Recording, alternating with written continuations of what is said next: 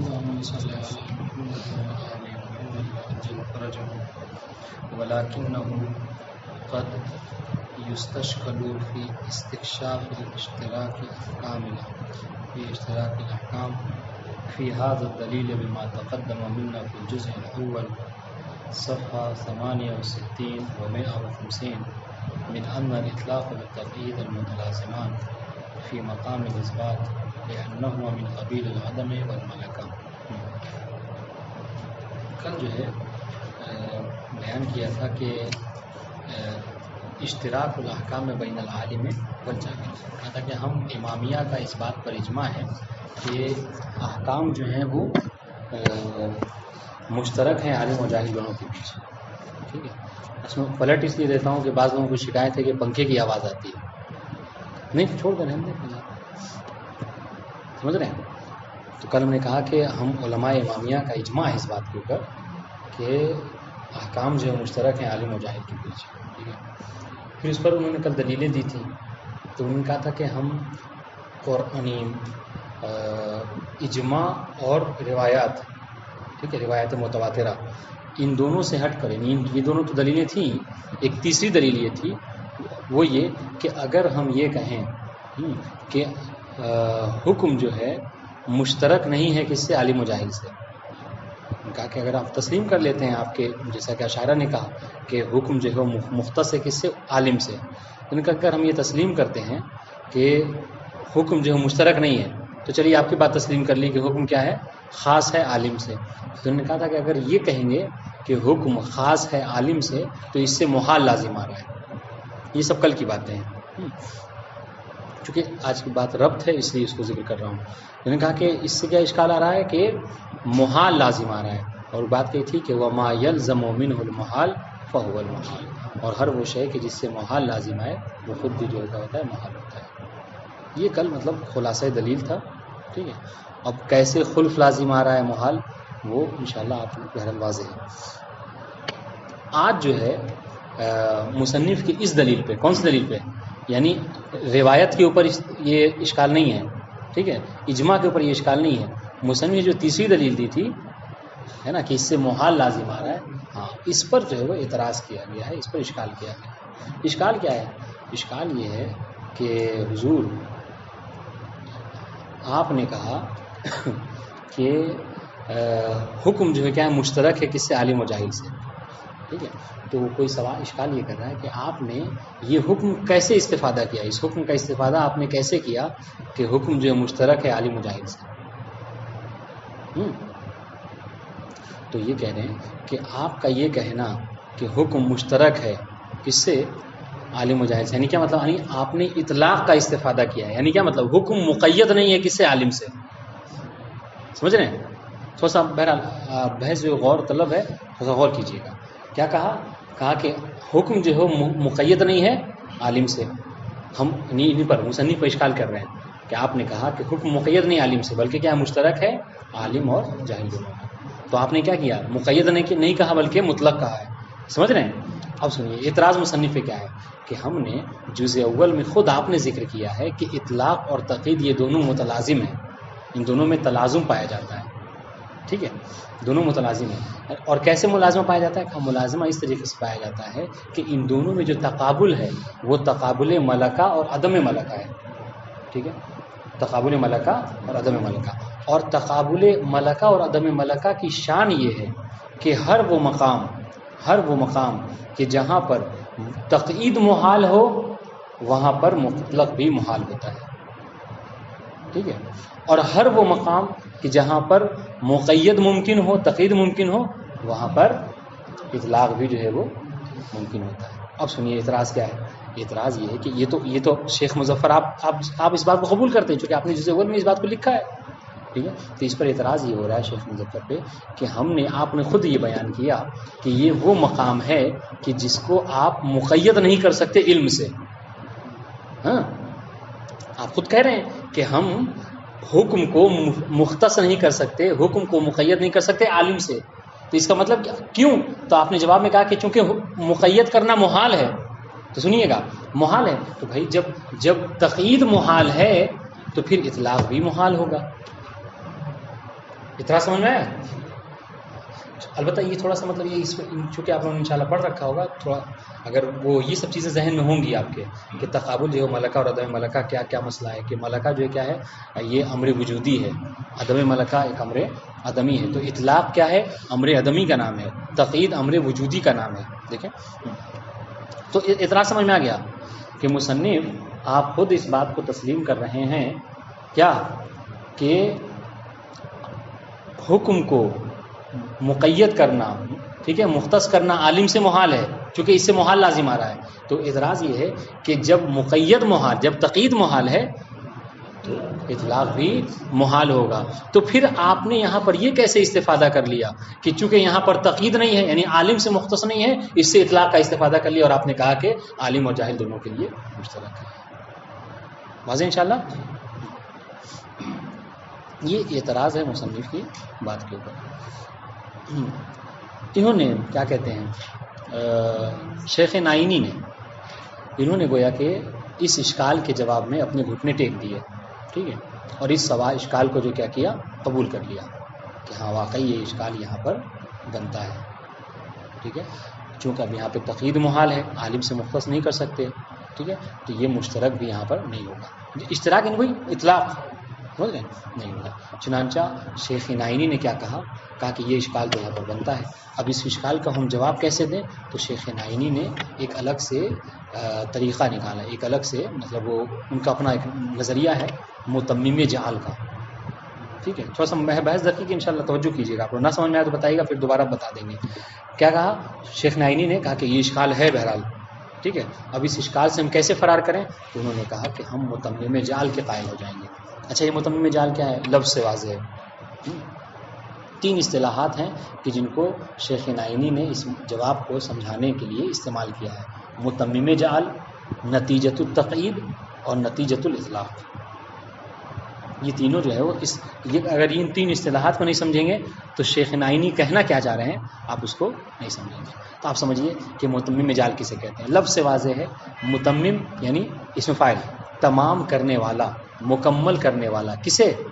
الجعل، جعل کو تمام کرنے والا. کیا مطلب ہے؟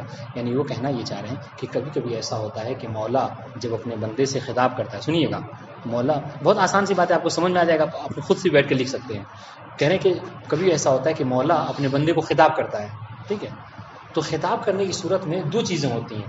یا تو وہ جو تمام غرض ہوتا ہے مولا کا، ہے نا، وہ اپنے تمام غرض کو جب خطاب کرتا ہے تو اس کو بیان کر دیتا ہے. سمجھ رہے ہیں؟ یعنی مجھے نماز پڑھنی ہے، تمہیں کون سی نماز؟ کہا کہ ایسی نماز پڑھنی ہے کہ جو سورے کے ساتھ ہو، جو طہارت کے ساتھ ہو. تو کبھی کبھی ایسا ہوتا ہے کہ مولا جو اس کا غرض ہوتا ہے وہ اپنے حکم کو تمام قیود شروط کے ساتھ جو ہے بیان کر دیتا ہے.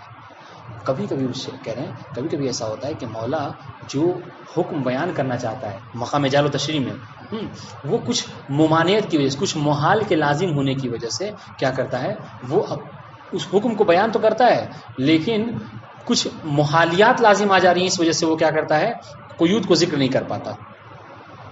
ٹھیک ہے، اس کی مثال کیا ہے؟ اگر آپ نے جزء اول پڑھی ہے تو بات بہت آسانی سمجھ میں آ جائے گی. وہ کیا؟ جیسے کہ صلی مع قصد القربہ، یعنی نماز میں معمول بہی میں قصد قربت کی قید. اس پر اعتراض کیا گیا یہ کہ پروردگار عالم یہ کبھی نہیں کہہ سکتا کیا کہ صلی مع قصد القربہ، کہ نماز پڑھو قصد قربت کے ساتھ، یعنی امر اس طریقے سے نہیں آ سکتا کیا کہ تم قصد قربت کے ساتھ نماز پڑھو. کہا کیوں؟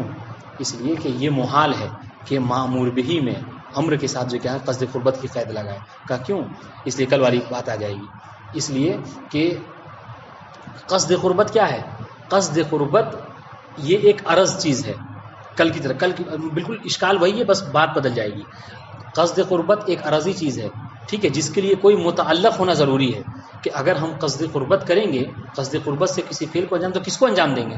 تو آپ کہیں گے جواب میں کہ آپ نماز کو انجام دیجیے گا. تو اس کا مطلب کیا ہے کہ کوئی زمانہ، کوئی وقت ایسا ہونا چاہیے کہ جہاں پر نماز ہو اور قصد قربت نہ ہو، فاصلہ ہو، تب ہم کہیں کہ ہاں یہ نماز ہے، اس میں قصد قربت ہم نے نہیں کیا، اب ہم اس میں قصد امتثال کر رہے ہیں، قصد قربت کر رہے ہیں. ٹھیک ہے، لیکن اگر قصد قربت کے ساتھ ہی، نماز کے ساتھ ہی قصد قربت کو بیان کر دیا گیا، اس کا مطلب کیا ہے کہ دونوں میں کوئی فاصلہ نہیں ہے. سمجھ ہے، جبکہ قصد قربت ہونے کے لیے نماز کا الگ نہیں، طبیعت صلاۃ کا ہونا ضروری ہے تاکہ اس پر قصد قربت آئے. اس وجہ سے کہا کہ مرحلہ جال میں ہی مولا کے سامنے یہ ماننے تھا اور یہ محال ہے کہ صلی مع قصد القربہ یہ پروردگار کہہ سکے. سمجھ رہے ہیں؟ تو کیا کہا شیخ نائینی نے؟ کہا کہ دو راستے ہوتے ہیں، دو ٹھیک ہے، دو جہت ہو جاتی ہے مولا کی طرف جب وہ حکم کرتا ہے. یا تو کبھی کبھی اپنے حکم کو تمام قیود و شروط کے ساتھ بیان کر دیتا ہے، اور یا تو پھر کیا ہوتا ہے کہ نہیں، قیود و شروط کے ساتھ بیان نہیں کر سکتا. دوسری صورت میں کہ جب قیود و شروط کے ساتھ نہیں بیان کر سکتا، جبکہ اس کو چاہیے وہ قید، تو وہ کیا کرتا ہے؟ تو یہ طریقہ اپناتا ہے کہ وہ پہلے حکم کو بیان کر دیتا ہے، پھر اس کے بعد ایک دوسرا امر کرتا ہے. سنیے، پھر وہ ایک دوسرا امر کرتا ہے، اور اس دوسرے امر میں وہ جو پہلے امر میں تقید کرنا چاہ رہا تھا اور محال کے لازم ہونے کی بنا پر اس کو مقید نہیں کر سکا، اس دوسرے امر کی وجہ سے اس پہلے والے امر کو مقید کر دیتا ہے. سمجھ رہے ہیں؟ تو اب کیا ہوا دیکھیے، تو پہلے ایک حکم آیا، پھر دوسرا ایک حکم کیا مولا نے، اس دوسرے والے حکم سے اس پہلے والا حکم جو مطلق تھا اس کو کیا کر دیا؟ مقید کر دیا. ٹھیک ہے، تو جعل کے لیے کیا ہے؟ یہ متمم بنا، یعنی جعل مطلق نہیں تھا بلکہ جعل کو تقید مقید بیان کرنا تھا، لیکن وہ چونکہ محال لازم آنا تھا اس لیے نہیں کر سکا، لہذا دوسرا امر کیا تاکہ اس پہلے والے امر کو مقید کر سکے. تو اس اعتبار سے اس کو کیا ہم کہتے ہیں؟ اس کو متمم جعل بھی کہہ لیجئے، اس کو نتیجۃ التقید بھی کہہ لیجئے. یہ تقید نہیں ہے، یہ تقید نہیں ہے. کیوں؟ اس لیے کہ اگر تقید ہوتا تو پہلے ہی حکم کو مقید کر سکتا تھا.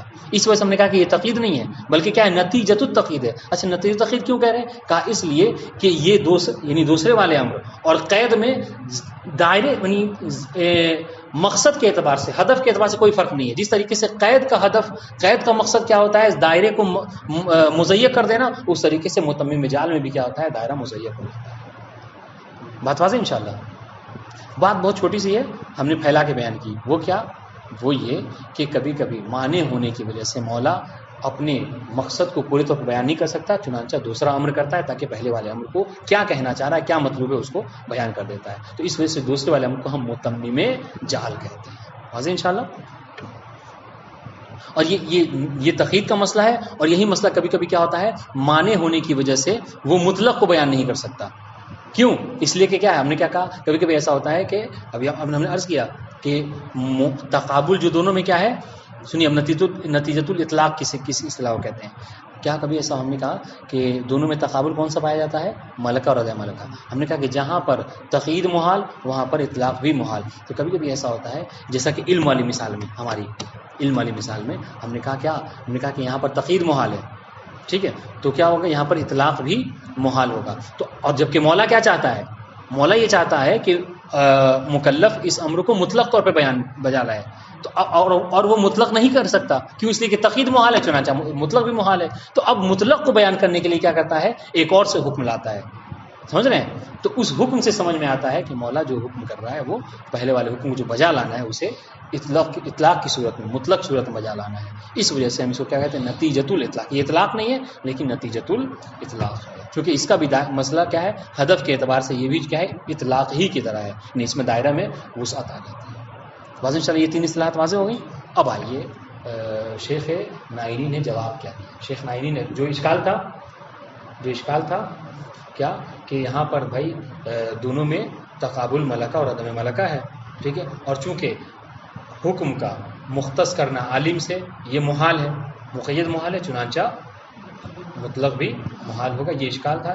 اس کے سامنے اس کو شیخ نائینی نے قبول کر لیا کہ ہاں یہ اشکال بنتا ہے. چنانچہ اس اشکال سے فرار اختیار کرنے کے لیے، اس اشکال کے جواب کے طور پر انہوں نے کیا کہا شیخ نائینی نے کہ ہم یہاں پر متمم جعل کے محتاج ہیں. سمجھ رہے ہیں؟ ہم یہاں پر متمم جعل کے محتاج ہیں. یعنی کیا مطلب؟ یعنی دیکھیے، یعنی یہ کہہ رہے ہیں کہ حکم جو ہے، حکم سے اشتراک نہیں سمجھ میں آ رہا ہے. شیخ نائینی کہہ رہے ہیں کہ ہاں حکم مطلق نہیں ہے، حکم سے اشتراک نہیں سمجھ میں آ رہا ہے، مگر کچھ جو روایات متواترہ ہیں، سمجھ رہے ہیں، روایت متواترہ وہ کیا ہوں گے؟ وہ مقید ہو جائیں گے، کیونکہ روایت متواترہ اس بات پہ دلالت کرتے ہیں کہ حکم مشترک ہے بین العالم والجاہل. تو وہ کیا، وہ روایت متواترہ متمم جعل ہوں گے مولا کے لیے. روایت متواترہ بتائیں گی کہ یہ جو حکم ہے یہ مشترک ہے عالم اور جاہل کے لیے. واضح انشاءاللہ؟ یعنی گویا کہ روایات متواترہ کو شیخ نائینی نے متمم جعل کے مسئلے پر رکھا ہے. ٹھیک ہے، اور اس کے ذریعے سے اس حکم کو کیا کیا، مشترک کر دیا عالم اور جاہل۔ یہ کس کی بات تھی؟ شیخ نعینی کی۔ حالانکہ اشکال کس پر تھا؟ شیخ مظفر پر۔ تو اب اشکال شیخ مظفر نے بھی اس کا جواب دیا۔ شیخ مظفر نے سب سے پہلے کہا کہ ہم اس طرح کی باتوں کے محتاج نہیں ہیں، کہ جیسا کہ شیخ نعینی نے کہا، بلکہ شیخ نعینی کہتے ہیں کہ شیخ مظفر کہتے ہیں کہ اصل مسئلہ کیا ہے کہ اختلاف جو ہے وہ اس طریقے سے ہو گیا کہ ہم تو یہ کہتے ہیں، شیخ مظفر نے بھی جواب دیا مصنف، کیا کہتے ہیں کہ اصل میں مسئلہ یہ ہوا، شیخ نعینی متمم جال کے محتاج کیوں ہوئے؟ کہا اس لیے کہ انہوں نے اس بات کو قبول کر لیا کہ یہاں پر جو تقابل پایا جاتا ہے وہ تقابل ملکہ اور عدم ملکہ ہے۔ ٹھیک ہے، مصنف یہ کہہ رہے ہیں کہ اگر ہم نے وہ جو دلیل تھی، اگر ہم نے دلیل میں، ٹھیک ہے، اطلاق اور تقیید، یعنی تقیید چونکہ محال ہے، اس لیے تقیید چونکہ محال ہے، اگر ہم نے یہ طریقہ اپنایا ہوتا، ٹھیک ہے، پھر تو ہم اس بات کے محتاج تھے، سمجھ رہے ہیں کہ یہ متمم جال کے محتاج ہوتے، لیکن مصنف یہ کہہ رہے ہیں کہ اصلاً ہم نے اس طریقے سے جواب ہی نہیں دیا ہے، سمجھ رہے ہیں، ہم نے اس طریقے سے اصلاً جواب ہی نہیں دیا، بلکہ ہم نے کیا کہا، ہمارے نزدیک جو تقابل پایا جاتا ہے کس میں، اشتراک اور اختصاص میں، وہ تقابل ملکہ اور عدم ملکہ نہیں ہے، بلکہ کون سا تقابل ہے؟ کہا کہ یہ جو ہے وہ تناقض پایا جاتا ہے۔ سمجھیے گا، ہم نے ہمارے نزدیک اگر غور کیجئے تو ہم نے اس طریقے تقابل ملکہ عدم ملکہ کی جہت سے ہم نے وہ نہیں کہا، دلیل نہیں پیش کی، بلکہ ہم نے تناقض کی جہت سے جو ہے دلیل پیش کی ہے۔ اچھا، کیسے تناقض ہے؟ کہا یہ ہے کہ شیخ مظفر یہ کہہ رہے ہیں کہ ہم نے بطور دلیل کیا کہا آپ سے، ہم نے یہ بطور دلیل یہ کہا کہ اس سے محال لازم آ رہا ہے، سمجھ رہے ہیں؟ ہم نے کیا کہا؟ ہم نے کہا کہ چونکہ اختصاص حکم کا مختص کرنا عالم سے یہ ممکن نہیں ہے، یعنی اختصاص، مصنف کہہ رہے ہیں کہ اختصاص اور اشتراک میں جو وہ ہے نسبت ہے، وہ کون سی؟ تناقض کی نسبت ہے، ٹھیک ہے، اور تناقض میں کیا ہوتا ہے کہ ایک کا سلب کرنا دوسرے کے وجود کو ثابت کرتا ہے، کیوں؟ اس لیے کہ تناقض سلب اور ایجاب کے بیچ میں ہوتا ہے، سمجھ رہے ہیں؟ یا تو انسان ہے یا لا انسان، انسان اور لا انسان مثلا، ٹھیک ہے، آپ کو اس کو مثال کے طور پر کیا کہیں گے؟ یا تو انسان کہیں گے یا لا انسان کہیں گے، اس سے جو ہے کیا خارج کوئی چیز نہیں ہے، یہ صاف طور پر آپ کہہ دیں کہ لا انسان ہے مثلا۔ تو اب کائنات کی جتنی چیزیں ہیں، ٹھیک ہے، آپ ان کو ان دونوں میں سے کسی ایک میں داخل کریں گے، کیا؟ یا تو انسان ہے یا لا انسان ہے۔ تو جہاں آپ نے یہ کہہ دیا کہ یہ انسان نہیں ہے، ٹھیک ہے، اب جہاں یہ کہا انسان، یعنی یہ انسان ہے، مثال طور پر آپ نے جہاں یہ کہہ دیا کہ یہ انسان ہے، اس کا مطلب کیا ہے کہ یہ لا انسان نہیں ہے۔ ایک کی نفی سے دوسرے کا اس بات جو ہے وہ ثابت ہو جاتا ہے۔ مصنف کہہ رہے ہیں کہ ہم نے جو یہ اشتراک کے اوپر دلیل دی ہے وہ اس بنا پر دی ہے کہ چونکہ اختصاص اور اشتراک میں جو نسبت پائی جاتی ہے وہ تناقض کی، ٹھیک ہے، اور ہم نے کیا کہا کہ اختصاص محال ہے، تو جب اختصاص محال ہے تو کیا ہوگا؟ اشتراک۔ ہم نے کیا کہا کہ یہ انسان نہیں، اس کا مطلب کیا ہے کہ انسان ہے۔ ہم نے کہا کہ ہم اگر انسان اور لا انسان، جہاں آپ لا انسان کی نفی کریں گے انسان ثابت ہو جائے گا، جہاں انسان کی نفی کریں گے لا انسان ثابت ہو جائے گا۔ آپ واضح؟ تو مصنف کہہ رہے کہ اصلاً ہم اس وادی میں ہی نہیں ہیں، چنانچہ ہم پر آپ اعتراض کریں کہ ملکہ اور عدم ملکہ والی بات ہے، اور چونکہ تقید محال ہے لہٰذا ان کا محال، یہ سب باتیں ہمارے پر نہیں ہوں گی، کیوں؟ اس لیے کہ اصلاً ہم اس بات کو ہی قبول نہیں کرتے۔ واضح انشاءاللہ؟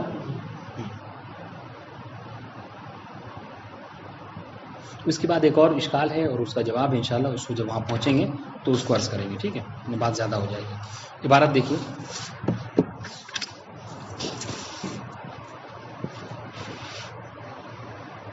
وَلَكِنَّهُ قَدْ يَسْتَشْكِلُ یا يُسْتَشْكَلُ فِي اسْتِكْشَافِ اشْتِرَاكِ الْأَحْكَامِ فِي هَذَا الدَّلِيلِ بِمَا تَقَدَّمَ مِنَّا فِي الْجُزْءِ الْأَوَّلِ۔ کہہ رہے کہ ہاں، کہہ رہے کہ ہم نے جو یہ دلیل دی تھی محالیت لازم آنے والی، پھر ہو سکتا ہے کوئی ہمارے اس دلیل پر اعتراض کرے ہاں کہ آپ کس طریقے سے کشف کر سکتے ہیں، حاصل کر سکتے ہیں یہ نتیجہ کہ حکم جو ہے مشترک ہے عالم و جاہل میں، جبکہ آپ خود جو ہے وہ جزء اول میں صفحہ نمبر 59 پر، صفحہ نمبر 150 پہ یہ کہہ چکے ہیں کہ ان الاطلاق والتقیید متلازمان.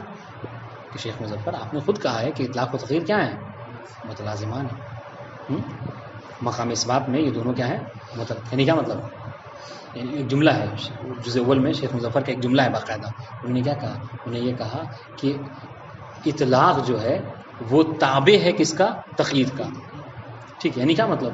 یعنی امکان اور استحالہ میں کیا ہے یہ تابع. یعنی کیا مطلب؟ یعنی اذا امکن التقیید امکن الاطلاق و اذا استحال التقیید استحال الاطلاق. یہ شیخ مظفر نے جزء اول میں کہا. تو آپ یہ بات کہہ چکے ہیں وہاں پر. ٹھیک ہے، فاذا استحال التقیید فی مورد استحال معه الاطلاق واذا. جب آپ نے یہاں پہ کہا، وہاں پہ کہا کہ دونوں میں متلازم پایا جاتا ہے. ٹھیک ہے، تو مطلب کیا ہے کہ اگر کوئی مقام ایسا ہے کہ جہاں پر تقیید محال ہے تو وہاں پر کیا ہو؟ اطلاق بھی محال ہوگا. عبارت دیکھیے، فاذا استحال التقیید فی مورد، اگر کسی مسئلے میں کیا ہو؟ تقیید محال ہو. اور جیسا کہ یہ جو ہمارا مورد ہے محل بحث کیا؟ اشتراک الاحکام بین العالم، یہاں پر کیا ہے؟ تقیید محال ہے. یعنی کیا مطلب؟ یعنی حکم کا مختص کرنا عالم سے یہ محال ہے، خود آپ نے کہا ہے. ٹھیک ہے، تو استحال معه کی ضرورت کہاں پلٹے گی؟ احسنتم، استحال مع التقیید الاطلاق واذا. ٹھیک ہے، فکیف اذا نستکشف اشتراک الاحکام من اطلاق ادلتها لامتناع تقییدها بالعلم. تو پھر ہم یہ کیسے کر سکتے ہیں کہ جب آپ یہ بات قبول کرتے ہیں کہ تقیید محال ہونے کی وجہ سے اطلاق بھی محال ہے، تو پھر آپ کیسے کہہ سکتے ہیں کہ چونکہ یہاں پر تقیید نہیں ہے یہاں پر اطلاق ہے؟ بھائی آپ خود کہہ رہے ہیں کہ اگر تقیید نہیں ہوگی، اگر تقیید محال ہے تو اطلاق بھی محال، تو پھر کیسے آپ تقیید کی نفی سے اطلاق کے اس بات کو ثابت کر رہے ہیں؟ اطلاق سمجھ میں آ گیا؟ عبارت حل ہے. والاطلاق کالتقیید محال. اور جبکہ ہم کیا ہے؟ جبکہ اطلاق جو ہے وہ تقیید کی طرح ہی محال ہے. اگر کوئی مقام ایسا ہے جسے اس کی مثال ہم عام طور سے منطق وہی دیتے ہیں کیا کہ آپ اس جدار کے اوپر، دیوار کے اوپر آپ نہیں کہہ سکتے کہ یہ اعمیٰ یا بصیر ہے. سمجھ رہے ہیں؟ کیوں؟ اس لیے کہ اعمیٰ اور بصیر ہونا یہ ایسے موقع پہ کہ جہاں پر جس ما من شأنہ ان یبصر، وہاں پر آپ کہہ سکتے ہیں کہ وہ اعمیٰ ہے. لیکن اگر کوئی دیکھ ہی نہیں سکتا جیسے جدار، تو آپ اس پر یہ اعمیٰ اور بصیر کا اطلاق نہیں کریں گے. والاطلاق کا محال بالنسبہ الی قید العلم فی ادلۃ الاحکام. تو کیا ہے؟ اطلاق جو ہے وہ تقیید کی طرح محال ہے. کون سے میں؟ یہ جو محل بحث ہے کہ آپ کیا کریں؟ علم سے مقید کریں احکام کو.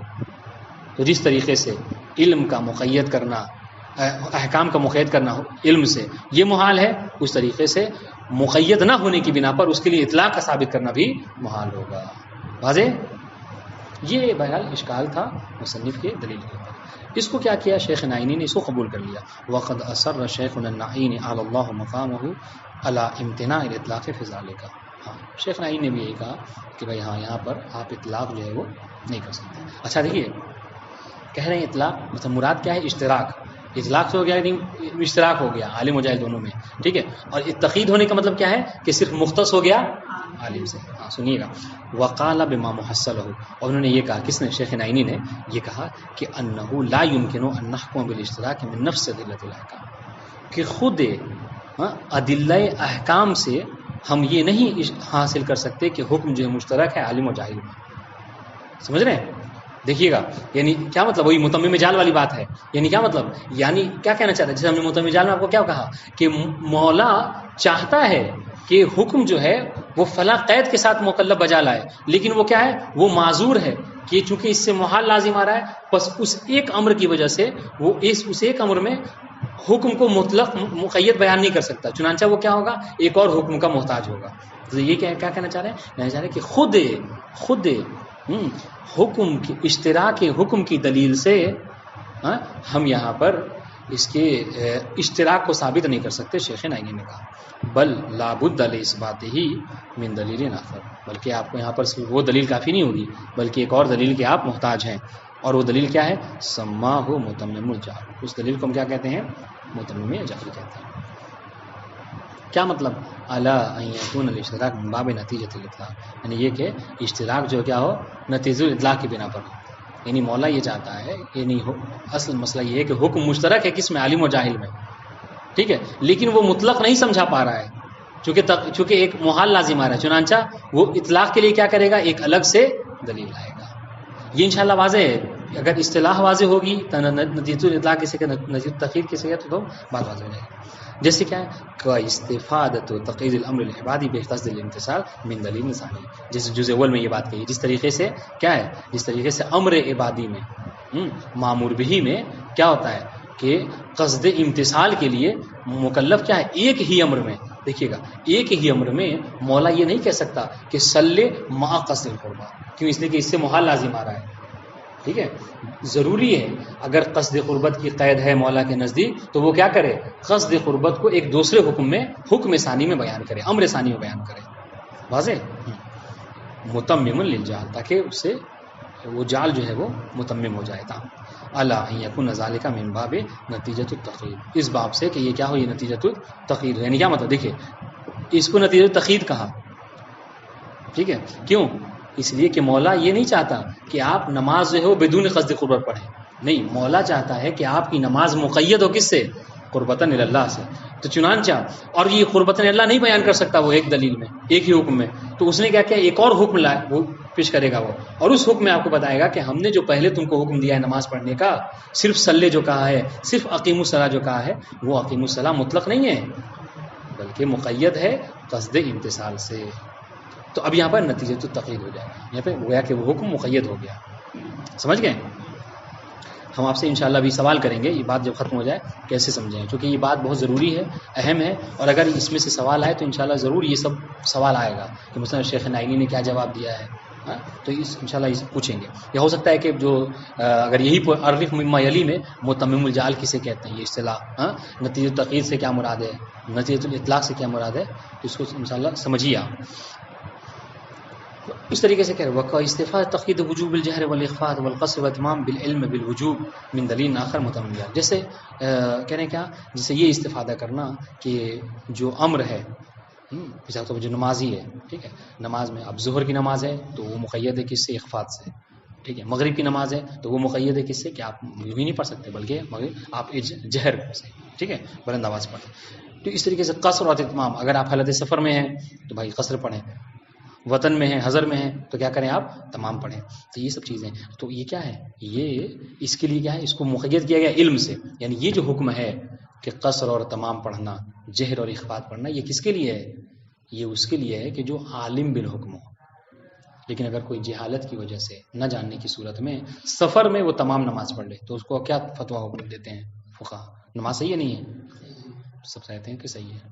ٹھیک ہے، نماز ظہر آپ کیا پڑھنا ہے، اخفاء کے ساتھ. ٹھیک ہے، مسئلے کے نہ جاننے کی وجہ سے کوئی کیا کرے، جہری صورت سے نماز پڑھ لے، کیا حکم ہے، نماز صحیح ہے غلط ہے، سب کہیں کہ نماز صحیح ہے. بات واضح ہے؟ تو کہہ رہے کہ یہ جو مسئلے کیا ہے، دیکھیے اس کو کیا کیا ہے، علم سے مختص کر دیا ہے. بات واضح ہے؟ تو دیکھیے یہ سب کیا مطلب، کہنا کیا چاہ رہے ہیں، یعنی یہ نتیجہ تقید ہے، یعنی اس کو اس وقت جب امر کر رہا تھا مولا تو یہ امر نہیں لا سکتا، یعنی اس وقت استعمال نہیں کر سکتا، مقید نہیں کر سکتا کہ صلی صلاۃ الظہر مع الاخفاء، نہیں کہہ سکتا. تو کیا کرے گا، بس صلی کہہ دے گا اور بعد میں ایک امر لائے گا، اس کو کہے گا کہ وہ جو نماز ہم نے ظہر کی تمہیں پڑھنے کا حکم دیا ہے اسے یوں ہی مطلق نہ پڑھو بلکہ اخفاء کے ساتھ پڑھو. بات واضح ہے؟ اس کو نتیجہ تقید کہتے ہیں. الا ان یکون ذلک من باب نتیجۃ التقید. واضح انشاءاللہ. وقال بما خلاصته يمكن استفادة الاطلاق في المقام من الادلة ادعى الشیخ الانصاری تواترها. تو آپ کہہ رہے ہیں کہ بھائی کیا مطلب، دیکھیے ایسا نہیں ہے، یہ بات ذہن میں رہے آپ کے، یہ بات آپ کو یاد رہے. شاید موٹر چل رہا ہے اس لیے مولدہ بند ہو رہا ہے، جلدی آئیے. انہوں نے کیا کہا، ایسا نہیں ہے کہ شیخ نائینی جو ہے وہ کس کے قائل ہیں، یہ بتائیں ہمیں، شیخ نائینی کس بات کے قائل ہیں، وہ اشتراک الحکم بین العالم والجاہل کے قائل ہیں یا صرف اختصاص الحکم بالعالم ہے شیخ نائینی؟ احسن، تو وہ بھی اشتراک کے قائل ہیں، بس مبنا جواب دینے کا طریقہ الگ الگ ہے. ٹھیک ہے، تو انہوں نے کیا کہا، انہوں نے کہا کہ شیخ نائینی بھی کہہ رہے ہیں کہ ہم بھی اس بات کو تسلیم کرتے ہیں کہ حکم مشترک ہے عالم و جاہل سے، لیکن مولا اس چیز کو بیان نہیں کر سکتا، یعنی علم سے مختص نہیں کر سکتا کہ اس سے محال لازم آ رہا ہے، تو لہٰذا وہ کیا کرے گا، متمم جعل کا محتاج ہوگا، ایک دوسرا امر کرے گا اور اس میں یہ بیان کرے گا کیا، کہ حکم جو ہے مشترک ہے عالم و جاہل سے. اور وہ دوسرا حکم کیا ہے شیخ نائینی خود بتا دے رہے ہیں کہ آپ کو کہیں جانے کی ضرورت نہیں ہے. وہی جو شیخ اعظم انصاری نے کہا ہے کہ تواتر احادیث متواترہ ہیں اس بات کے اوپر کہ جو دلالت کرتے ہیں کہ حکم مشترک ہے بین العالم والجاہل. تو گویا کہ یہی احادیث متواترہ یہ متمم جعل بن جائیں گی، دلیل ثانی بن جائیں گی. واضح انشاءاللہ. اقول یہاں سے مصنف کا جواب ہے. ٹھیک ہے. اب آپ ہمیں یہ بتائیے کہ نتیجۃ الاطلاق کی مثال کیا ہے؟ نتیجۃ الاطلاق کی مثال کیا ہے مثلا، یا اس سے کیا سمجھے آپ نتیجۃ الاطلاق سے؟ چھوڑ دیں اس کو، بعد میں پڑھیں، یعنی پڑھ لیں پہلے پھر پوچھیں گے. ہاں پہلے پڑھ لیتے ہیں. چلیے ٹھیک. تو یہ بہرحال شیخ نائینی کا جواب تھا. ٹھیک ہے مسئلے یعنی وہ بھی اشتراک کے قائل ہیں لیکن انہوں نے کہا ہم متمم جعل کے محتاج ہیں. اب آئیے مصنف جواب دے رہے ہیں. کو اشکال کیا؟ وہی والا اشکال ہے کہ بھائی یہاں پر تقیید محال ہے تو اطلاق بھی محال ہوگا. آپ نے یہ کیسے یہ کہہ دیا کہ تقیید یعنی تقیید محال ہے تو تقیید کی محال سے آپ اطلاق کیسے استفادہ کر سکتے ہیں؟ اطلاق بھی محال ہوگا. مصنف اس کا جواب یہ دے رہے ہیں کہ اقول ویمکن جواب اشکال مذکور بما محصل ہو. جواب کا خلاصہ یہ حاصل کلام یہ ہوگا کہ ان هذا الكلام صحیح ہو، کہ آپ کا یہ کہنا درست ہے، صحیح ہے. یعنی کیا مطلب؟ یعنی کہ ہم اس بات تسلیم کرتے ہیں کہ جہاں پر تقیید محال وہاں پر اطلاق بھی محال ہوتا ہے. اور ہم اس بات کو ذکر بھی کر چکے ہیں. کہہ رہے یہ بات صحیح ہوتی لو كانت استفادة اشتراک الاحکام متوقفة على اثبات اطلاق ادلتها بالنسبة للعالم بها. کہہ رہے کہ یہ بات اس وقت صحیح ہوتی کہ اگر ہم اشتراک احکام کا استفادہ کرتے کس سے؟ اگر یہ متوقف ہوتا کس کے اوپر؟ علی اثبات اطلاق ادلتها بالنسبت الى العالم بها، کہ اگر اس کا اطلاق کا استفادہ ٹھیک ہے یہ منحصر ہوتا کس کے اوپر؟ اس بات کے اوپر کہ چونکہ یہاں پر عالم سے مقید نہیں ہے اس وجہ سے یہاں یہ مشترک ہو جائے گا عالم و جاہل دونوں میں. ٹھیک ہے. اگر اس بات پر منحصر ہوتا یعنی کیا مطلب؟ اگر یہاں پر یہ بزبان دیگر یہ کہہ لیں کہ اگر یہاں پر تقابل ملکہ اور عدم ملکہ والی بات ہوتی. ٹھیک ہے. مگر کیا کہہ رہے ہیں؟ غیر ان المطلوب الذي ينفعنا هو نفس عدم اختصاص الاحکام بالعالم على نحو السالبۃ المحصلہ. مگر وہ بات کہ جو یہاں پر ہمارے لیے فائدہ مند ہے وہ یہ ہے کہ هو نفس عدم اختصاص الاحکام، کہ حکم کا مخصوص نہ ہونا کس سے؟ عالم سے. ٹھیک ہے. حکم کا مخصوص نہ ہونا عالم سے، اس سے یہ سمجھ میں آ رہا ہے کہ یہ حکم کیا ہے؟ مشترک ہے عالم و جاہل دونوں میں. ٹھیک ہے. علی نحو السالبۃ المحصلہ یہ ایک منطقی اصطلاح ہے. سالبہ محصلہ اس کے مقابلے میں کیا ہے؟ سالبۃ المعدولہ ہے. سالبہ محصلہ کیا ہے؟ سالبہ محصلہ یعنی یہ کہ یعنی وہ کہ جہاں پر موضوع اور محمول یا تو دونوں میں سے کوئی ایک جو کیا ہو مثبت ہوتے ہوں. ٹھیک ہے. یعنی ان کے اوپر حرف سلب جو ہے وہ جاری نہیں ہوتا. ٹھیک ہے. یا تو دونوں امر وجودی ہوں موضوع اور محمول. ٹھیک ہے. یا دونوں میں سے کوئی ایک ہو. اس کے مقابلے میں کیا ہے؟ سالبۃ المعدولہ. وہاں پر کیا ہے کہ نہیں وہاں پر یعنی وہاں پر کیا ہوتا ہے؟ موضوع اور محمول یا تو دونوں پر حرف سلب داخل ہوتا ہے یا دونوں میں سے کسی ایک کے اوپر. ٹھیک ہے. تو یہاں پر کیا کہنا چاہ رہے ہیں؟ یہاں پر یہ کہنا چاہ رہے ہیں کہ یہاں ہم نے جیسا کہا کیا کہ یہاں پر جو وہ ہے اختصاص اور اشتراک. ٹھیک ہے. ان دونوں میں جو تقابل پایا جاتا ہے یہ کون سا تقابل ہے؟ یہ تقابل ملکہ اور عدم ملکہ نہیں ہے بلکہ کیا یہ تناقض ہے ان دونوں کے بیچ میں. اور جہاں پہ تناقض ہوتا ہے، تناقض میں کیا ہوتا ہے کہ اگر ایک شے نہ ہو تو دوسرا ضرور ہوگا. ٹھیک ہے. اب اختصاص اور اشتراک میں تناقض پایا جاتا ہے یعنی سلب اور ایجاب والا مسئلہ ہے. تو جہاں ایک نہ ہوا دوسرا ہو جائے گا. اور ہم نے کیا کہا کہ یہ مختص نہیں ہے عالم سے، مشترک ہو جائے گا عالم سے. واضح انشاءاللہ. فیکون التقابل بین اشتراک الاحکام و اختصاصها بالعالم من قبیل تقابل السلب والایجاب. انہوں نے یہ کہا نہیں تقابل النقیضین کہیں گے چونکہ سلب اور ایجاب کو ہی کیا کہتے ہیں؟ تقابل النقیضین کہتے ہیں. بات واضح انشاءاللہ. لا من باب تقابل ملکہ تقابل عدم والملکہ، جیسا کہ انہوں نے اس بات کو سوچا ہے. لأن المراد من اشتراک نفس و عدم اختصاص، اس لیے کہ ہم جو اشتراک کہتے ہیں، اشتراک کا مطلب کیا ہے کہ عالم سے مختص نہ ہونا. سمجھ رہے ہیں؟ عالم سے مختص نہ ہونا یہی اشتراک ہے. بات واضح ہے. وَهَذَا السَّلْبُ واضح انشاءاللہ جواب مصنف کا وَهَذَا السَّلْبُ يَكْفِي فِي استفادته من أدلة الأحكام من نفس إثبات امتناع الاختصاص ولا يحتاج الى معونة زائدة لاثبات اطلاق و اثبات اطلاق بمحتمل الجعل من اجماع اور ادلۃ اخرى. ہاں مصنف نے کہا کہ اور جہاں تک یہ بات ہے کیا کہ ہم نے جو ہے وہ یہ دلیل جو پیش کی ہے وہ اشتراک اور اختصاص کو دیکھ کر پیش کی ہے اور چونکہ یہاں پر اختصاص نہیں ہے لہٰذا یہ کیا ہے اشتراک ہوگا. تو ہم کہہ رہے ہیں کہ بس یہی اس بات کو ثابت کرنے کے لیے ہم الگ سے کسی اور دلیل کے محتاج نہیں ہیں کہ ہم کیا ایک اور دلیل کے محتاج ہوں اور اس کا نام جو ہے متمم جعل رکھیں یا نتیجۃ التقیید رکھیں یا نتیجۃ اطلاق کریں جیسا کہ شیخ آئینی نے کہا ہے. نہیں، ہماری بس اتنی سی بات ہے کیا کہ دونوں میں تقابل کیا ہے ایجاب اور سلب والا مسئلہ ہے. سلب نہیں ہوگا تو ایجاب ہوگا، ایجاب نہیں ہوگا تو سلب ہوگا. بات واضح ہے. اختصاص اور اشتراک میں یہی مسئلہ ہے. اگر اختصاص نہیں تو اشتراک ہے تو اختصاص نہیں ہوگا. ہم نے یہ دیکھا کہ حکم جو ہے وہ مخصوص نہیں ہے عالم سے، تو جب مخصوص نہیں ہے عالم سے تو کیا ہے وہ مشترک ہو جائے گا عالم اور جاہل سے. اور جب یہ اس بات کو سمجھانے کے لیے مسلم کر ہم الگ سے کسی دلیل کے محتاج نہیں. دیکھیں وہاں سلب یہ سلب یعنی سلب اختصاص یکفی فی استفادہ اس کا استفادے میں کافی ہے کیا من ادلت خود ادلہ احکام. انہوں نے دیکھیے شیخ آئینی نے کیا کہا تھا کہ خود اس دلیل سے ہم اس کو ثابت نہیں کر سکتے. مصنف کہنے کہ نہیں ہم اسی دلیل سے اس کو ثابت کر سکتے، یہی دلیل کافی ہے. ٹھیک ہے من نفس اس بات امتناع اختصاص ولا یحتاج. انہوں نے کیا کہا تھا؟ دیکھیے انہوں نے کہا تھا کہ ہم محتاج ہیں ایک الگ سے اور دلیل کی، دوسری دلیل کی. یہ کہہ رہے کہ نا ہم الگ سے دلیل کی محتاج ولا یحتاج الی معونۃ زائدہ یعنی الی دلیل اضافی مثلا لے اس بات اطلاق ہے اور اس بات نہیں اطلاق متمم جعل اس کو ہم کہیں متمم جعل کہیں یا نتیجۃ اطلاق کہیں من اجماع او ادلۃ اخرى یعنی اجماع کے ذریعے سے یا اور کسی اور دلیل کی وجہ سے. کیوں؟ لانه من نفس امتناع تقید نعلم ان الحكم مشترک لا يختص بالعالم. اس لیے کہ جب ہم نے یہ کہا کہ تقید ممتنع ہے ٹھیک ہے تو اس سے ہمیں یہ سمجھ میں آتا ہے کہ ان الحكم مشترک لا يختص بالعالم. کہ حکم جو کیا ہے جب مخصوص نہیں ہے تو مطلب کیا ہے کہ یہ مشترک ہے عالم اور جاہل دونوں سے. واضح انشاءاللہ.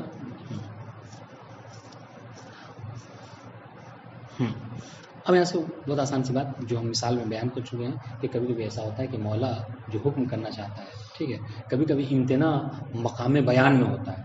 یعنی جب وہ حکم دے مقام جعل و تشریح میں یعنی جب وہ حکم کرنا چاہ رہا تھا ٹھیک ہے اس وقت وہ شے مانے ہیں ٹھیک ہے. اور کبھی کبھی ایسا ہوتا ہے کہ نہیں مقام بیان میں تو کوئی معنی نہیں ہے حقیقت میں معنی ہے.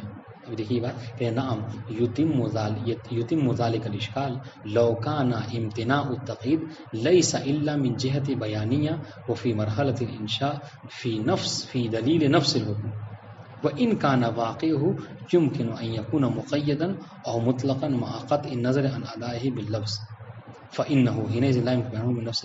ہاں کیا کہنا چاہ رہے ہیں؟ نعم یتم ذلک الاشکال کہ یہ جو اشکال ہم پر کیا گیا تھا وہ دلیل کے اوپر کہ یہ اشکال جو ہے وہ تمام ہوتا صحیح ہوتا کب لو کان امتناع التقید اگر تقیید کا ممتنع ہونا یعنی کیا مطلب یعنی مخصوص نہ ہونا عالم سے لیس الا من جہت بیانیہ یہ کس جیسے ہوتا کہ جہت بیان کی اعتبار سے یعنی کیا جب مقام بیان میں مولا جب بیان کر رہا تھا مرحلہ جعل وہی پہ ممتنع تھا.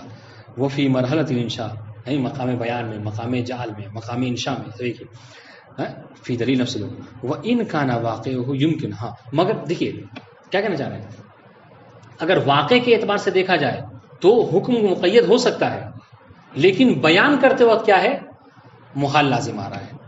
جیسے کیا ہے جیسے یہی مسئلہ کیا ہے اس کا صلی مع قصد القربہ واقع کے اعتبار سے دیکھا جائے تو نماز مقید بقصد قربت ہو سکتی ہے لیکن جب مولا حکم لگائے گا نا تو حکم کے وقت جو کیا محال لازم آئے گا. کہا کہ مولا کس طریقے سے آپ صلی مع قصد القربہ کا حکم لگا سکتے ہیں جبکہ قصد قربت اس وقت ممکن ہے کہ جب طبیعت نماز ہو. طبیعت نماز کو آپ فرض کریں نہیں ایسی نماز ہو کہ جہاں پر قصد قربت نہ ہو تب آپ کہیں کہ ہاں آپ تم نماز کو بجا لاؤ قصد قربت کے ساتھ. جیسا کل ہم نے مثال دی تھی کہ علم اور معلوم کے درمیان میں یعنی معلوم کا ایسے ہونا چاہیے کہ پہلے سے ہمیں علم نہ ہو تب آپ کو کہا جائے کہ آپ اس کا علم حاصل کیجیے.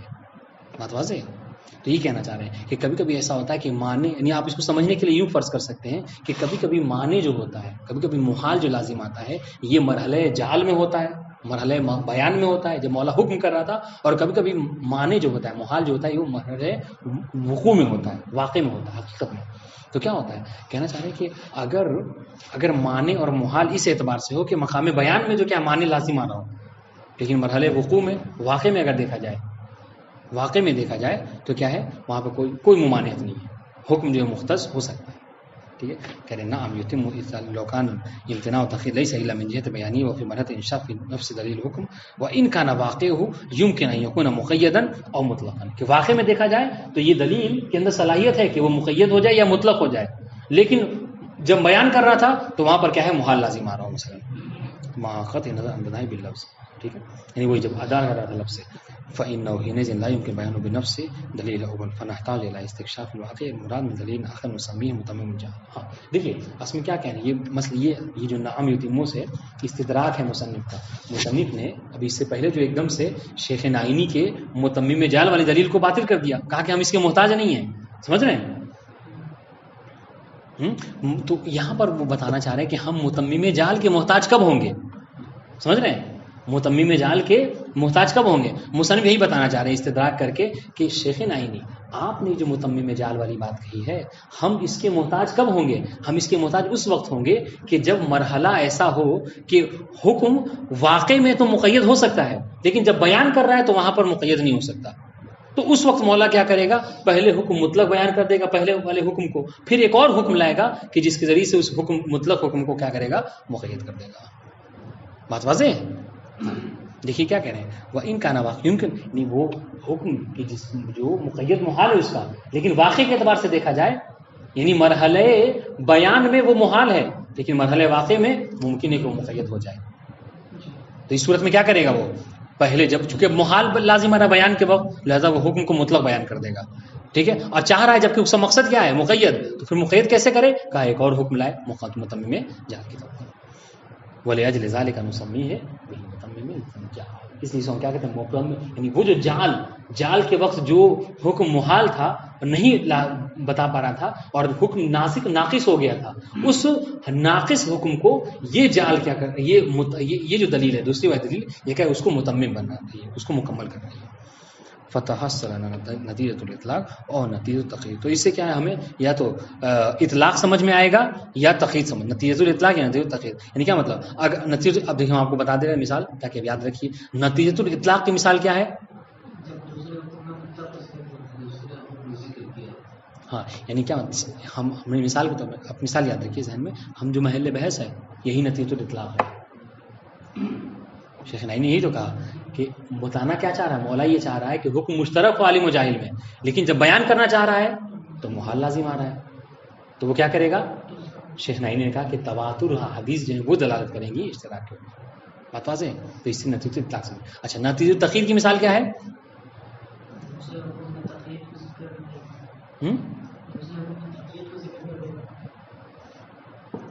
رہنے دیں کیا مطلب نتیجہ، ہم کہہ رہے ہیں نتیجۃ الاطلاق تقید کی مثال کیا ہے.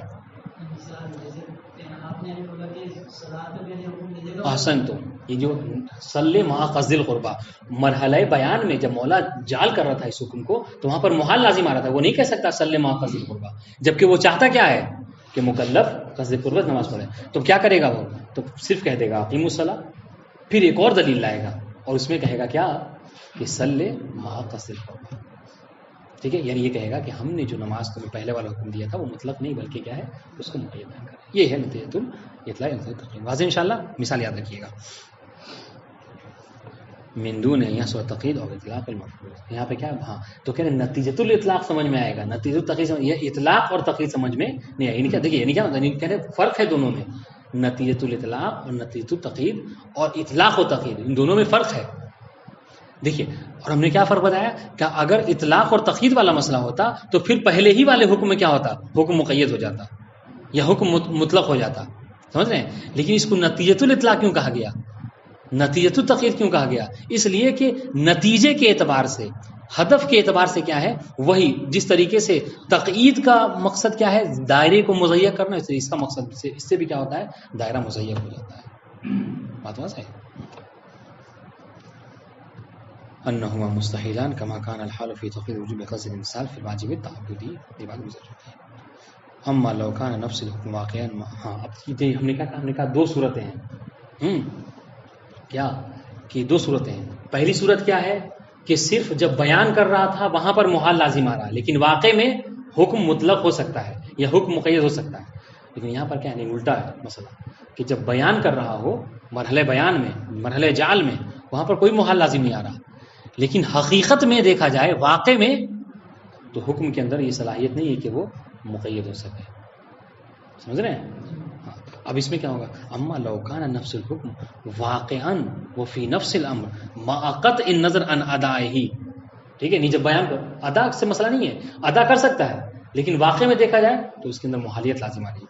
بأي بعض کانت کما فی من، جیسا کہ ہمارے مرحلے بحث میں یہی ہے کیا، یعنی ہم جو کہہ رہے ہیں نا کہ علم سے مقید کرنا حکم کا کیا ہے، یہ محال ہے، اور یہ محال بالواقع ہے یا بادائی لفظ ہے یا پھر مرحلی جعل ہے، کیا ہے، کیا کہنا چاہ رہے ہیں، کہنا چاہ رہے ہیں کہ دو مرحلے ہیں ہمارے پاس، ایک مرحلہ بیان مرحلہ جعل ہے اور ایک مرحلہ واقع ہے. ٹھیک ہے، تو ہم نے کیا کہا، ہم نے یہ کہا کہ مرحلہ واقع میں کبھی کبھی ایسا ہوتا ہے کہ محالیت لازم آتی ہے، جبکہ بیان کرنے میں کوئی محالیت نہیں لازم آتی. تو اس کی مثال کیا ہے کہ یہ والی مسئلہ کیا ہے کہ واقع میں دیکھا جائے تو آپ حکم کو مختص بالعلم نہیں کر سکتے. یرحمک اللہ، بات واضح ہے، یہ اس کی مثال ہے. تو کیا ہوگا، یستحیل تقیید، حکم کا مقید کرنا محال ہے. سواء ہاں ادا ذالک ببیان واحد اور ببیانین، ہاں دیکھیے کیا کرنا ہے، نہیں واقع میں یہ حکم مختص نہیں ہو سکتا، مقید نہیں ہو سکتا، کس سے، علم سے، چاہے اس کے لیے ایک بیان لائے، دو بیان لائے یا ہزار بیان لائے. بات سمجھ میں آ رہی، مصنف کہہ رہے ہیں کہ وہ دیکھیے دو باتیں تھیں، کہا ایک مرحلہ بیان ہے اور ایک مرحلہ وقوع ہے، نہیں وقوع کہیں گے تو غلط ہے، مرحلہ واقع نفس امر یہ کہیں، ٹھیک ہے. تو مصنف یہ کہہ رہے ہیں کہ اگر محالیت لازم آ رہی ہے مرحلہ بیان میں اور جبکہ مرحلہ واقع میں کیا ہے، ممکن ہے تقیید، تو وہاں پر کیا ہے، وہاں متمم جعل کی بحث کر سکتے ہیں. لیکن اگر مرحلہ اس کے برعکس ہو، ٹھیک ہے، ٹھیک ہے، واقع میں محال ہو، تو مصنف کیا کہیں، پھر یہاں پر متمم جعل آپ کو کوئی فائدہ نہیں پہنچا سکتی، چاہے آپ ہزار دلیلیں بھی کیوں نہ لائیں، جو واقع میں محال ہے وہ محال ہی ہوگا. سمجھ رہے ہیں؟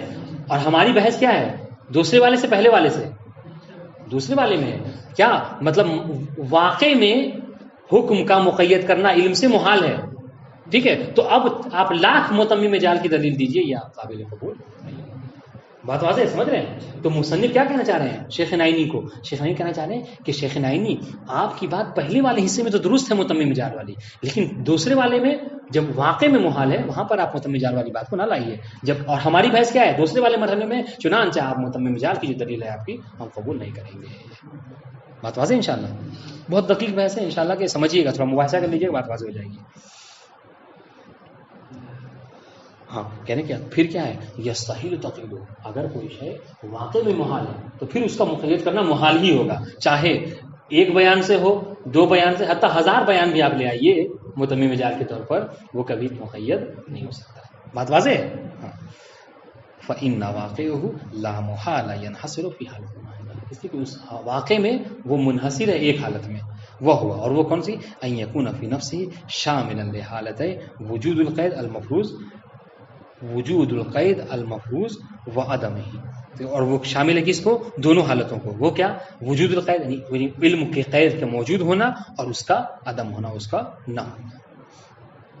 وعلیہ فلا حاجت فی مثل استکشاف و اشتراک فی نفس اطلاق دلیل الاول ولا من دلیل ثانی متمم جعل. بس اس بنا پر ہم یہاں پر یعنی یہ اشتراک کو کشف نہیں کریں گے، جیسا کہ شیخ نائینی نے کہا کہ ہم اشتراک کو کشف کریں گے کس سے، متمم جعل. متمم کہ نہیں، ہم اشتراک کو متمم جعل کی دلیل سے کشف نہیں کر سکتے.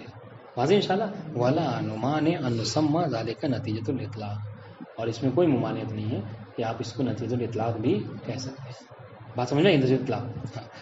اذا حلا لکم ھذا التعبیر، کہنے کہ ہمیں کوئی اشکال نہیں، اگر آپ کو یہی تعبیر نتیجۃ اطلاق کہنا جو ہے کیا اچھا لگ رہا ہے، حلو معلوم ہو رہا ہے، تو آپ اس کو کیا کریں گے، آپ نتیجۃ اطلاق کے تعبیر سے آپ یاد کر سکتے ہیں. بات واضح انشاءاللہ. اب ایک اور اشکال اور اس کا جواب،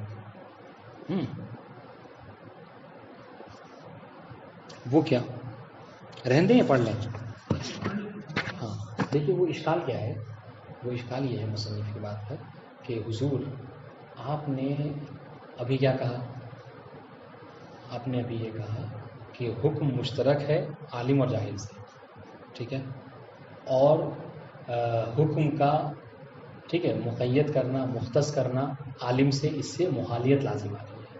اس وجہ سے آپ نے شیخ نائینی کی باتوں کو ٹکرایا کہ ہم متمم جاہل ہوتا نہیں ہے. آپ نے یہ بات کہی؟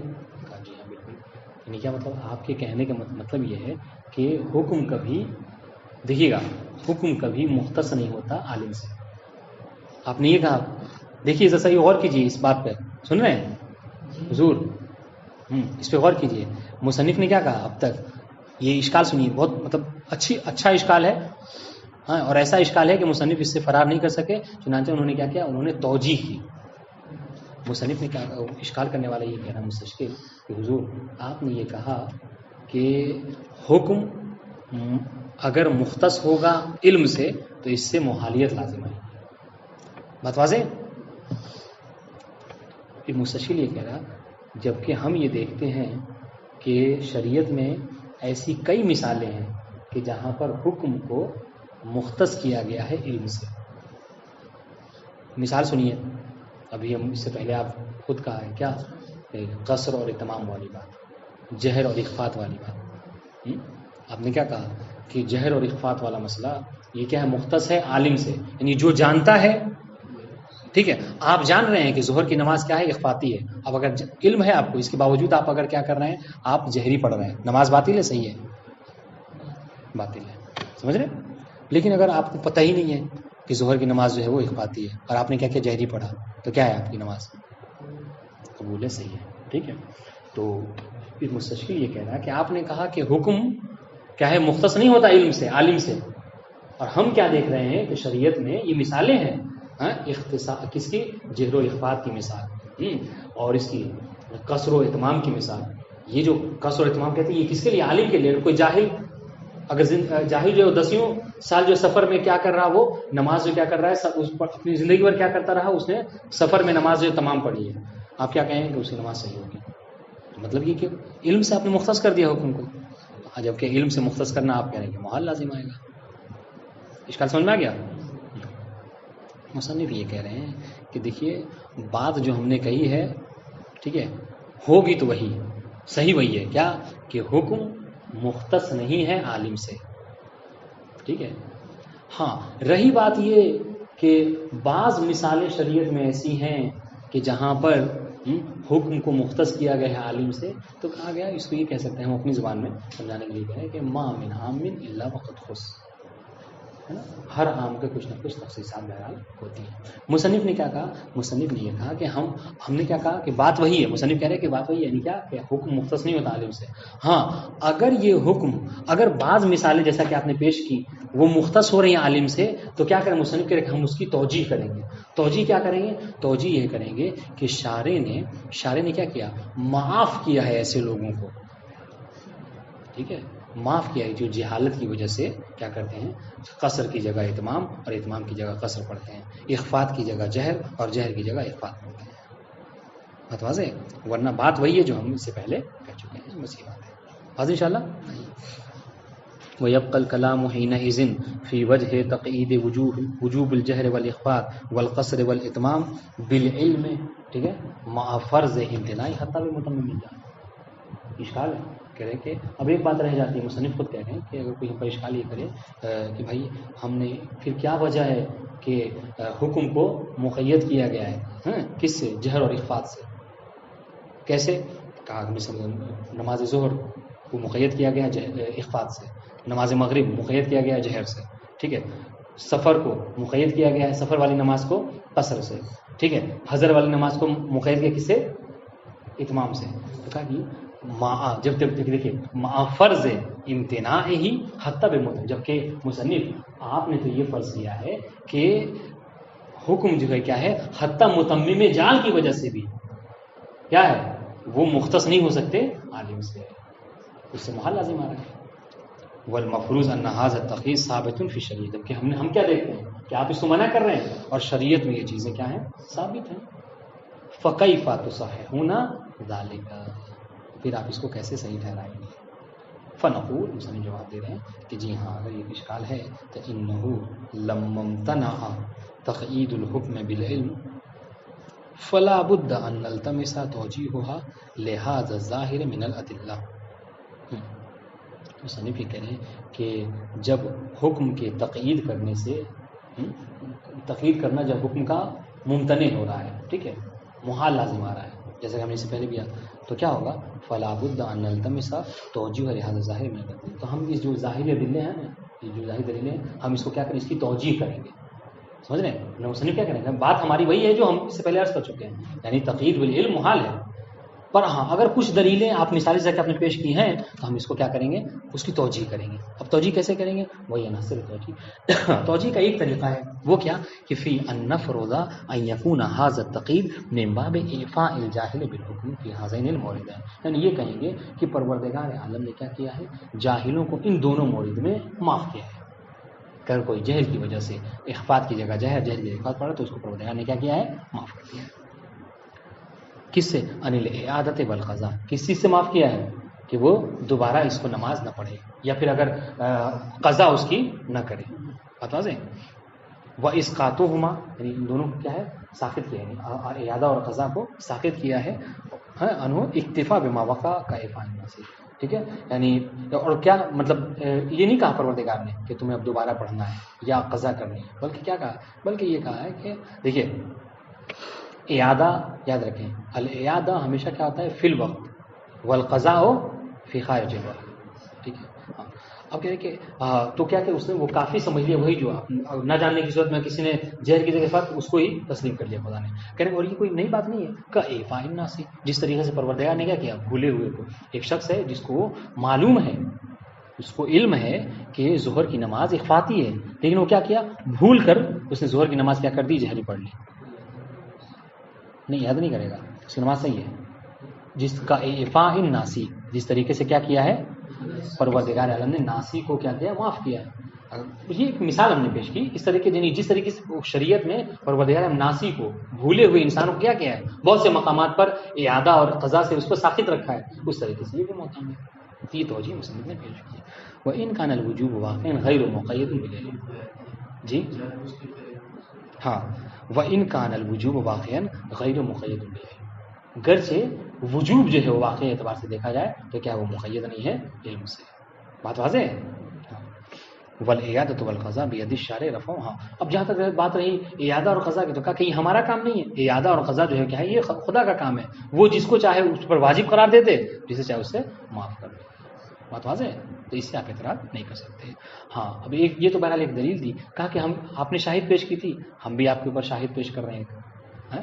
کیا وہ کیا وَيَشْهَدُ لِهَذَا التَّوْجِيهُ، کہہ رہے کہ ہم نے جو توجیہ پیش کی ہے یہ توجیہ صحیح ہے، اس کی شہادت ہے نا، اس کے اوپر بطور شاہد ہم آپ کو روایت پیش کر رہے ہیں. وہ کیا کہ ان بعض الروایات فی البابین عبرت بسقوط الاعادۃ، کہ ان دونوں باب میں کون سے دونوں باب، یہ دونوں باب قصر اور اتمام اور جہر اور اخفاء، ان دونوں باب میں کیا ہے، عبارت کا جملہ ہے کیا، بسقوط الاعادہ، کہ اعادہ جو کیا کیا گیا ہے، ساقط قرار دیا گیا اس کو.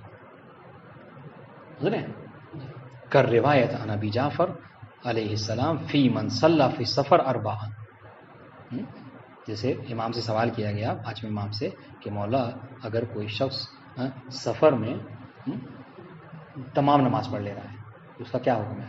تو امام نے فرمایا ان کانت قرئت علیہ آیۃ التقصیر وفسرت لہ فصلی اربعا هذا. امام فرماتے ہیں کہ اگر آیت تقصیر کو اس کے اوپر پڑھا گیا ہے، اس کی تفسیر اس کو بیان کی گئی، یعنی کیا مطلب اگر وہ عالم ہے وہ یعنی، تو امام کیا فرما رہے ہیں، میں کیا کرے گا، وہ اعادہ کرے گا. یعنی کیا مطلب، یعنی اس نے علم کی صورت میں کیا کیا ہے، جان بوجھ کر جو ہے وہ خلاف کیا، تو اس کو اعادہ کرنا ہے.